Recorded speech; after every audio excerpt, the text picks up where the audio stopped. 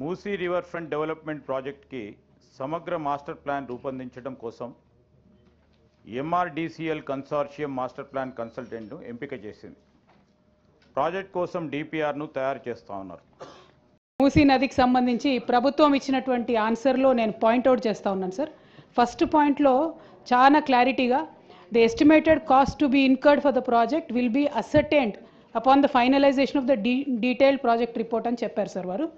అయితే దీనికి ఆపోజిట్గా నిర్దిష్టమైనటువంటి సమాచారం మా దగ్గర ఉంది సార్. వరల్డ్ బ్యాంక్లో ఈ ప్రభుత్వం 4,100 కోట్లు మాకు కావాలి మూసీ సుందరీకరణ ప్రాజెక్ట్ కోసం అని చెప్పి వరల్డ్ బ్యాంక్కి సబ్మిట్ చేసింది సార్. ఈ గవర్నమెంట్ సబ్మిట్ చేసిన మాట వాస్తవమా కాదా, చేసుంటే అది ఏ తేదీన చేశారో ఇంపార్టెంట్ సార్. ఎందుకంటే ఇవాళ 16వ తారీఖు, ఇవాళ 17 డిసెంబర్ సార్.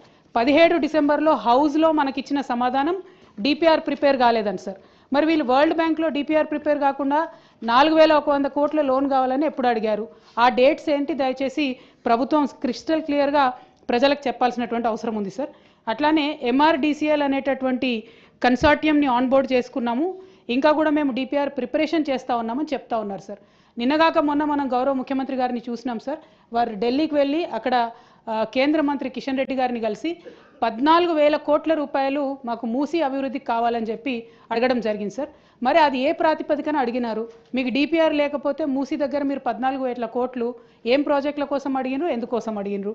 మరి ఒకవేళ అవి రెండు వాస్తవం అయితే సీఎం గారు 14,000 కోట్లు అడగడం, అట్లానే వరల్డ్ బ్యాంకుకి మీరు అడగడం వాస్తవం అయితే మరి ఇక్కడ మమ్మల్ని తప్పుదోవ పట్టిస్తున్నారా? సభ సాక్షిగా మీరు తప్పుడు సమాచారం ప్రజలకు సభ్యులకు ఇస్తున్నారా? ఇట్లా ఇచ్చినట్టయితే అధ్యక్ష మేము మా పార్టీలో కూడా డిస్కషన్ చేసుకుంటాం అధ్యక్ష. ప్రివిలేజ్ మోషన్ కూడా అవసరమైతే ఆలోచన చేసి మూవ్ చేస్తాం అధ్యక్ష.